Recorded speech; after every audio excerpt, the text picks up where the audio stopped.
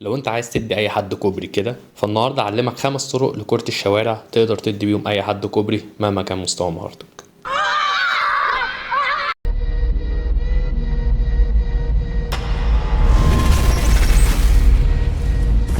اول حركة معانا وهي الماوس تراب، وهنا هتزق الكورة برجلك الشمال لورا وتسيبها تجري شوية،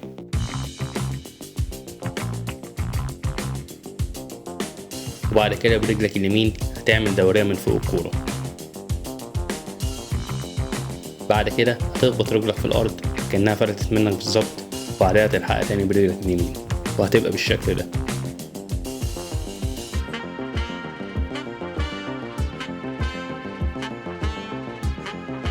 الحركة دي حرفيا بتبعت اي حد وتقدر تدي بيها اي حد كوبري زي كده.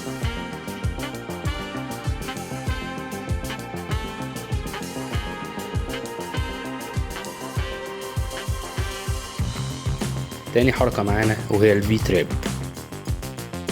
وهنا انت هتزق الكورة برجلك الشمال لورا،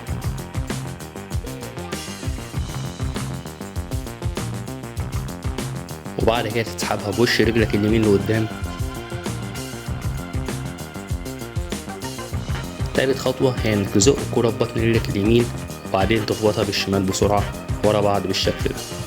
الفكرة في الحركة دي هو التوقيت اللي هتدخل فيه الكوبري، لازم تستنى المدافع يمد رجله عشان تقدر تعدي الكورة بالرجلين. تالت حركة ودي من احلى الحركات، بس لازم يبقى عندك كنترول كويس وتوازن كويس عشان تقدر تقف على الكورة.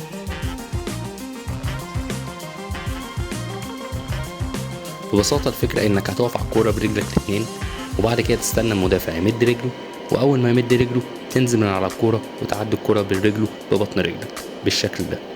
بس لازم تكون سريع ولازم تعرف تقف على الكورة الاول عشان ما تقعش.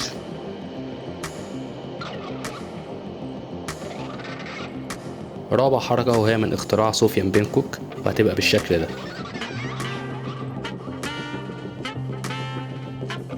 اول خطوة هتدوس على الكورة برجلك اليمين وانت واقف في مكانك عادي.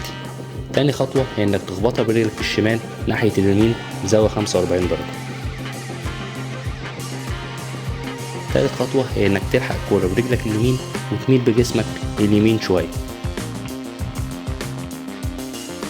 رابع خطوة يعني تسحب الكورة ناحية رجلك الشمال وتزقها بوش رجلك اليمين بين رجل المدافع بالشكل ده.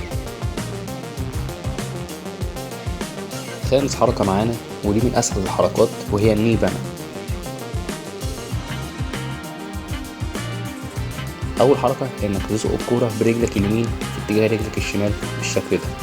حاول تتمرن عليها كتير لحد ما تتقن الحركة دي. تاني خطوة انك توقف الكورة بركبتك الشمال.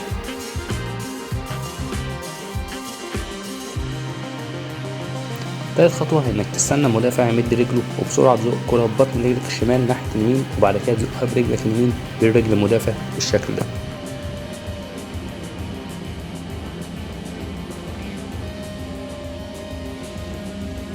الحركات دي محتاجة تمرين زيها زي اي حاجة في كرة القدم، بس مجرد ما تتمكن من الحركات دي كنترولك هيبقى عالي جدا وفعلا هتقدر تدي اي حد كوبري. لو انت عايز تعلي كنترولك انا عامل فيديو مخصوص لتطوير الكنترول في كرة القدم، هسيب اللينك بتاعه في الديسكريبشن تحت، روح اتفرج عليه. كده نكون خلصنا فيديو النهارده. لو انت حابب تطور نفسك في كرة القدم من البيت ومن غير كوتش وتتمرن زي الاجانب، انزل اعمل سبسكرايب وانا هقولك على احسن التمارين اللي الناس بتعملها بره عشان تحسن مستواك. سلام عليكم.